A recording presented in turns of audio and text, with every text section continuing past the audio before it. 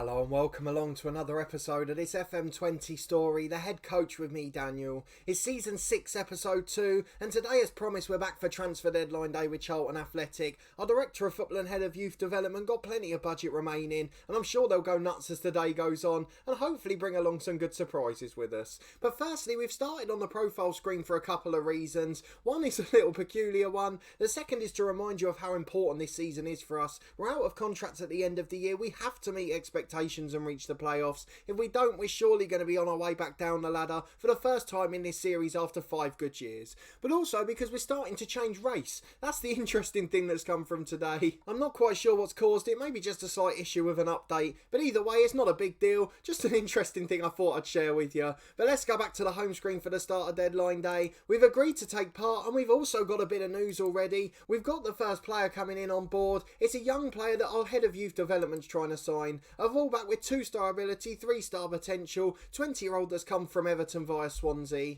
And that could well be the first edition of Transfer Deadline Day. If we've got time at the end, we will show the Huddersfield game as well. But I said that in January and then it became the craziest day of them all. So I won't make any promises just yet. Let's just see how this first day goes. But for those of you that did miss the last episode, please do click back in the eye above to catch up. We had all the summer transfer window so far, between the end of last season and the first game that we played on camera in the last episode. A few big deals done in that time, a few players going out of the club as well. So make sure you're up to date with that one, see how we got on in our first game, and then come back and check out this one today. We're going to have a fantastic day if our Director of Football does anything like last time. So we've seen the first bit of business of the day that we're trying to get done via our Head of Youth Development, and we'll be back as we were last time throughout the day, as we've got bits of news and action to talk about. We're 45 minutes in, no more action yet, but let me just very quickly remind you of the transfer budgets remaining. We've got Phillips, our first choice goalkeeper, potentially on the way out still. No deal agreed, nothing changed since Saturday's game. Then we've also got 13.7 million remaining on the transfer budget, over 100 grand in the wage budget. The same Director of Football still working his magic, plenty of talent he's got in terms of negotiating too.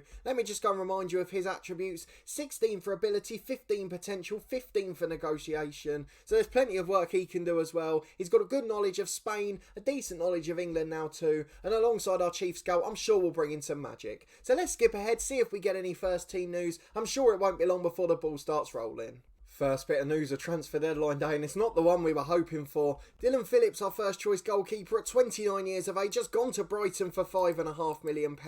Doesn't seem like a great deal for us after 260 appearances for Charlton. He's gone there to be a cup goalkeeper. Surely we could have kept hold of him. He was playing first team at the top end of the Championship. A perfectionist, a decent personality. I'm really upset we've lost him. I can see an offer's gone in, so I can only hope that's for a goalkeeper. Matt Clark not happy because he's been sold. I'm going to have to try and butter him up. I'm not quite sure. Let's have a look. He's a leader in the dressing room. Of course he is. He was here for 6 or 7 years. Let's have a look. He wanted to leave. We're not going to stand in his way. Say sorry that we've caved in. We're just going to promise to bring in a replacement. Surely we'll get a goalkeeper before the end of the day. Just cross your fingers that this Pacheco's a brilliant keeper. Fernando Pacheco from Real Madrid. 32 years of age, 3.5-star ability. Essentially the same money and the same sort of goalkeeper. Not quite sure why we're getting a like-for-like replacement. But either way, at least we're getting another good keeper. I'm very happy now I've seen that. At least that's relaxed us a little bit. 7 under 21 caps for Spain. A very good adequate goalkeeper coming in. Let me just check actually, can he speak English? That's going to be an important bit for the first month or two. He can already speak basic English, so that takes away the worry. Let's see if he agrees to sign a dotted line. Well, first in of the day is agreed. It's Dave Johnson, 9:30 AM. The man we looked at 8 o'clock, £950 a week. A good backup right and left back, probably with Adam Smith looking like he's on his way now. Just gives us a bit of depth, could go out on loan. We'll leave him in the under 23s for now, but a decent signing, one with a bit of potential. No problem with that lad coming in at all. We're back at 10:15, and the player I'd promoted for the first team, Edwards and Moran were the two. The first one is Moran, and he has now been sold. £3.6 million up front accepted for Bournemouth, rising to 12 million potentially. I can sort of understand why they've done it, but he had such high potential. Why would we keep letting our best young players go? I get it's a great offer, but we don't really need the money. I'm a little bit upset about it. But we've got a good sell-on clause. I'm sure we'll get some money for that. But it looks like Dominic Moran's on his way. Right, the first big deal is over the line. Cyrus Christie's been agreed to be sold. I'm not quite sure what's going on with him. He was out on loan last year. He's our fourth choice right back. We don't need him at the club and I'm sure he'll be sold on. But Pacheco Fernando has joined from Real Madrid B. It's nearly £6 million in future fees, 40 grand a week as a first choice keeper. But we've actually got an improvement slightly on Dylan Phillips. Yes, he's going to need to learn a bit more English. Can only speak basic at the moment. We're going to have to welcome him. We've got a few Spaniards here. It's no surprise that that's the route our director of football's taking. He's comfortable looking for Spanish players and he'll keep buying them, I'm sure. So let's just go and find Pacheco here and add him to our squad for the season. A first big signing. Now let's see if we can go nuts. We need a central midfielder to replace Mowat there. We had Chem Campbell last year. We haven't got anyone in there now. And then if we can get one or two bits of gold dust around it, I'll be a very happy man at the end of the day. 12 hours to go. Let's skip on and see if our director of football does anything else. Midday, and it's more bad news, I'm afraid. Dominic Moran has now left the club.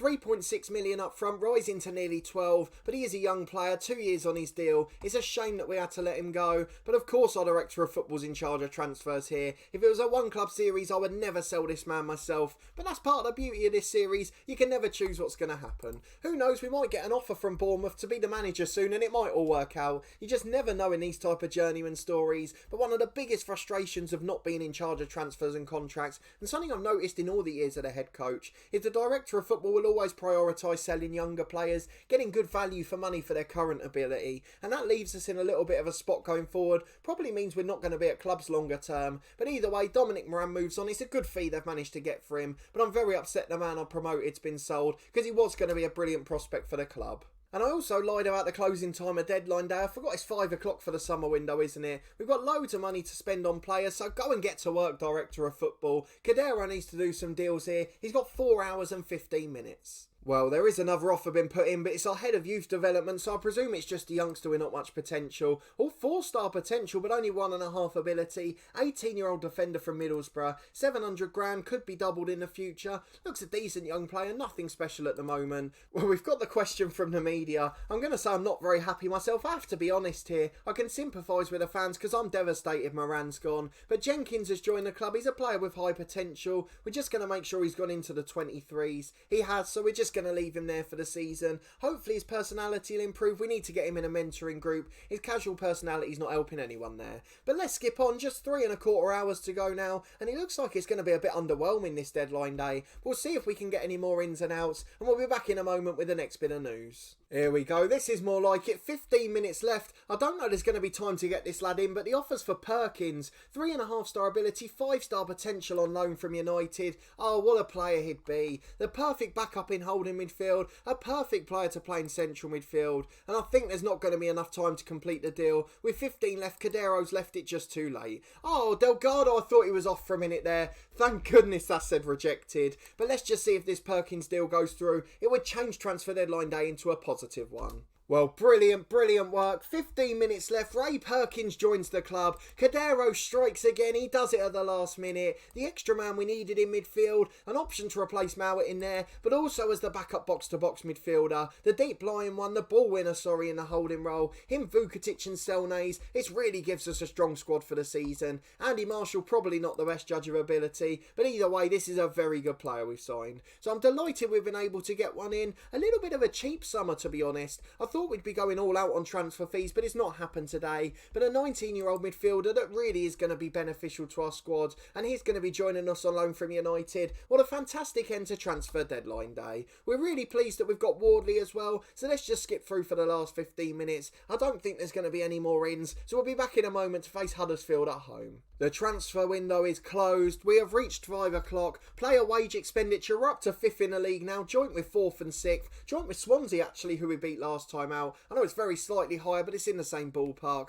There's still a few that we're a mile behind. Stoke top of the league by a long way, so there are a few better candidates than us for promotion, but we should be up and around that playoff hunt. In terms of the transfer window roundup, 13 players joined Salford in the Championship. They tried to get Cyrus Christie, but it looks like our director of football rejected that. So we've now got 4 right backs at the club. We're paying 2 we don't even need, but we're on course to do well this season, and things are looking good ahead of Saturday's game. So we'll be back in a moment to face Huddersfield at home. A bit of a disappointment disappointing deadline day in terms of drama, nowhere near what we had in the January window, but let's be honest, we still got a few decent players in, a like-for-like replacement in goal, Dylan Phillips moving on replaced by Pacheco, a couple of good youngsters, and then Ray Perkins sealing the deal. He's the one that made it a positive deadline day. A bit disappointed with Moran on his way, but Perkins and Pacheco will be first choice players. Perkins will either be in the first three or the first choice backup for central midfield, and then Pacheco will obviously become our number one as well. So two really good signings for our first team squad, and just Dylan Phillips from the first 11 moving out. So let's go ahead to Saturday, see if we can keep our good start to the season going, and of course there may well still be outs. The League 1 and League 2 windows not shut yet, and a lot of the ones abroad are still open, so we could see the likes of Smith and Christie still move on. So it's kick-off time against Huddersfield, 7th via side right up there at the top. Southampton have gone top, having won their second game in a row. Huddersfield in third on 3 points. We both won our first game pretty well. Huddersfield a bit more convincingly, but of course they were at home on the first day and we got a good win on the road to Swansea. So since the Thursday deadline, we've had one youngster go on loan to Basingstoke, a young striker. We've also got Shandon Baptiste as our vice captain now, replacing Dylan Phillips, who left of course. But let's go and get into this game against Huddersfield. We're slight favourites despite Huddersfield's superior head-to-head record.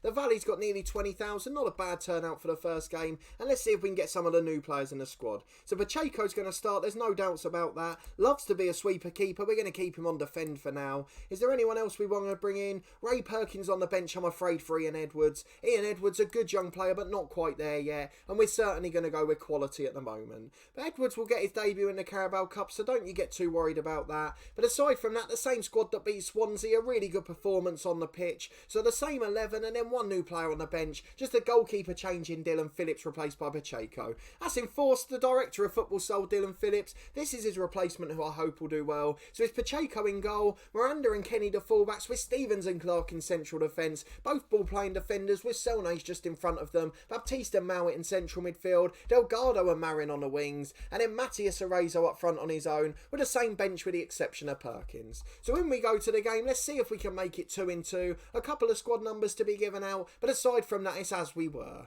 4-2-3-1 for Huddersfield. They've got a few good players in that side. Schindler's still there at centre-half. They've also got Sobby in the number 10 role. Hadajani at right-back, some really decent players there. A few on the bench as well that we recognise. But otherwise, a couple of youngsters, a decent side with a blend of youth and experience. It's going to be a very difficult game for us. Another side expected to be up in the playoff hunt. So let's go and get into the first half, see if we can get a good start. Selnay's over a free kick is always a good sign. Into Mowat at the back post. We've done it again. Set pieces galore at the start of this season. It's the only way we score now. 1.5 minutes on the clock. Alex Mowat with his second of the year, and after being frozen out by Chem Campbell last year, he's feel like he's got to prove a point here. Here's Mowat in the middle again, just 5 minutes on the clock, and we're coming forward yet again here, but he's headed away and Huddersfield have gone long. Diakabi's in one-on-one from that. It's a good, oh no, I was about to say it's a good save by Pacheco. He's basically palmed it in the net there. That is not a good start for our new number one, but Huddersfield back on level terms. We had the best of it early on, but we got beaten by a straight ball over the top. And as long as you do that at this level, you're never going to be on top. 12 minutes gone, it's still 1-1, but the start to the game has generally been alright. Quarter of the game gone. Dale Stevens with a free kick on halfway. Can we create another opening here? Here's Alex Mowat to Selnase. Usually the magic man, back to Clark again, and Miranda gets it into Mowat. Where's the through ball? Over to Delgado. Headed away, but John Joe Kenny's there first. Back to Baptiste, the new vice captain. Trying to look for the opening, but he has to go back to Selnase. Mowat and him exchanging a 1-2. We're not really creating that opening at the moment. Huddersfield with 10 behind the ball, making it really hard to get through, but John Joe Kenny breaks the mould here. Good challenge by Irvin at left back. He's going to get it clear, is he? There's good pressure on him. It's back in. Oh, that's perfect for us. A misguided back pass. Arezzo jumps in. Brilliant anticipation from the number 9. And he makes it there first just before the keeper and slides it over him to restore the lead. 2-1 we lead with 25 gone. Of course I meant slide it under him. But with 25 on the clock we lead 2-1. But Huddersfield coming straight back down the other end. Hadajani with a chance to cross. Good challenge, but he's managed to get there again. Antonio Marin, brilliant work by the left back. Clark and Miranda combined to get clear. Can we eventually get it out? We're working it out beautifully here. Clark on the edge to Miranda. Mowat giving it away, is he? Oh, not there. Clark's giving it away on the edge. It's slidden in for 2-2 and we're undoing our own work here. This is awful defending. They had 6 or 7 chances to play it out and in the end just got caught lapsing possession, a lapse in concentration, a bit of a poor bit of play, and we're 10 to the break is 2-2 and all of the goals have come from individual errors. If we're coming forward again though, it's John Joe Kenny on the right, playing a 1-2 with a Rezo there, into the box, headed away, on the edge it's fallen for Mowat, he's got Miranda running off him if he can find him, tries to cut it in, Huddersfield clears, but Matt Clark picks it up on halfway. He was at fault for that second goal, but down the line to Miranda, can we make amends? Just get the ball in the box, will you? Oh, what are you doing? Why are you going all the way back to Pacheco there? Not on his debut, giving him that to do. Stevens into Selnays, and we're coming forward again, but that was a wasted 10 seconds at the back there. Here's John Joe Kenny on the right, plenty of space to run into, chance to cross, there's Marion, heads just wide of the post, hits the Screwfix billboard. I thought it was going in, but it just missed out, and with 5 to the break it remains 2-2. Half time, what a bizarre game of football, just mistakes galore at both ends. We'll tell the lads we're pleased, we're still in the game. If we hadn't made 2 individual mistakes we'd be leading, and of course they made one for one of our goals as well, but it's still 2-2 with 5 gone in the second half. Here's Hendrick in the middle, back to Hadders United right back, headed away by Stevens, really good work there, falls for Garcia and Irving, no the danger's not clear just yet, down the line to Lod, he's got a chance to shoot, that's a good effort, Pacheco beating at his near post yet again, John Joe Kenny not closing down, it's been a really terrible performance defensively, everything that we didn't do in the Swansea game, we were solid in that one, we were really assured, we kept our shape beautifully, and in this game we've been all over the place, but we've got a chance to come forward again here. Here's Juan Miranda on the left wing, beats the right back, chance to cross, 2 in the middle, he's gone back to Marin though, Marin with a chance to deliver, robbed of possession, just a bit slow, and Clark loses it on halfway again. How's his rating still 6.7? Diakabi's in one-on-one, Clark recovers, that's a good challenge in the end, but he's got caught in possession so many times today. Just 10 minutes gone in the second half, Huddersfield all over us, we're going to go more attacking if anything actually, and we're just going to try and catch them on the break. Garcia getting the ball out to the right back, into the front post, Diakabi heads over, it's all Huddersfield since the half-time whistle, and with 10 gone it's still 3-2 to the away side, and how it's not more I'm not quite sure. Corner for Huddersfield, another chance to double their lead. O'Brien to the front post, Mowat heads away. We're not getting there first, we're just all over the place. O'Brien into Lod who heads just over. Defensively, we're all at sea, there's no marking in the box. We've not had any shots on target bar our goals. And again, it's a Huddersfield corner here. O'Brien in, headed in for 4-2. What a pathetic performance defensively.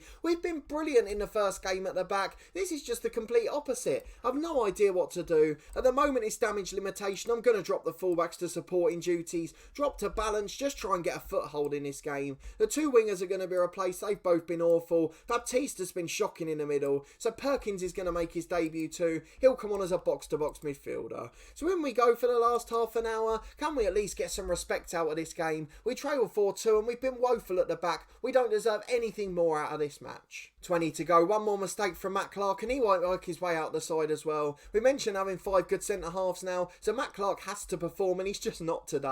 He's been at fault directly for 1 goal, lost his man from a corner for another, and with 2 of the 4 goals, that's not looking good for him. He's deliberately cost us the game here. Here's O'Brien in the middle, back to Schindler the centre-half, it's all too easy. Huddersfield are taking the mick out of us here. Ramadan Sobhi's running behind, good challenge, but not enough on there. Sobhi finds Lurd. Look at the back four's average ratings, they're all in the 6.3, 6.4. The attacking players have done really well there. Hadajanai on the right, it's still Huddersfield again, inside, beats 2 and shoots. Pacheco saves, and he's part of the problem as well. Having to change keeper, we had 1 game without Phillips last year. We let him 4, we look really all at sea at the back, and it will take a month or so for the boys to get used to him. He can only speak basic English, he can't give clear instructions, and that's going to be a real problem for us too. So changing Dylan Phillips seems to have cost us, but the fullbacks and defenders have no excuse. The individual errors, the silly mistakes, dallying in possession there's no excuse for, and with 1.5 minutes of stoppage time to go, we trail 4-2 at owner Huddersfield. You could have made that 5, a crossbar header, a good interception. If Pacheco had dived, he was never getting there though.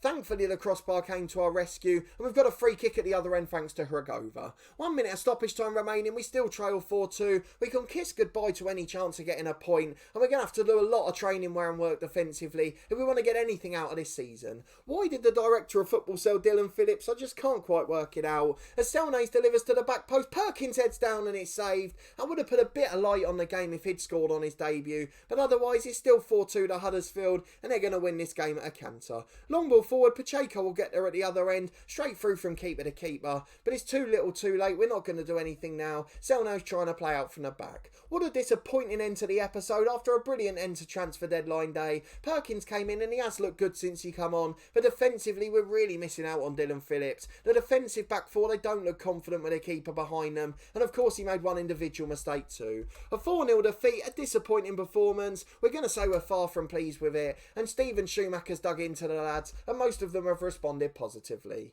So a 4-2 defeat back to mid-table. The change of goalkeeper's going to be a problem now. We need to get him used to what's going on here. He was given a rousing ovation, but he didn't help the back four. We've got the Carabao Cup tie midweek and a few big games coming up in the league. And we're going to need to respond very quickly to this. All the training ground work is going to be boring defensive ones. So I think we'll probably leave it till October now. I'm looking at about 9 games time. We've got Stoke City at home. They're the favourites for the league alongside Southampton. Got the biggest wage expenditure as we looked at. So I think that'll be a real test of how we're going to do this year. Of course, we may not be at the club by then if we continue like today's game. We'll be sacked in no time if we lose matches like that. But otherwise, we'll be back for Stoke in the middle of October. Hopefully in slightly better form than today. But if you did enjoy this episode, the transfer deadline day special, and that disappointing defeat against Huddersfield, please do put a thumbs up on the video. Let me know in the comments what you thought of the signings. Every time we had a keeper other than Phillips in goal, it seems to cause chaos for us at the back. Cairns and Pacheco, both good keepers, but at one time they've each played, it's been 4 conceded. And in midweek we're going to be tested again, I'm sure. If we go out in the Carabao Cup, I'll know there's a problem. Let me know in the comments what you think we should do defensively. I think it's just training ground work at this point. Maybe drop the fullbacks until the keeper's confident, just get them supporting in a more structured shape. But otherwise it was largely individual errors and I don't think you can do much to accommodate for that.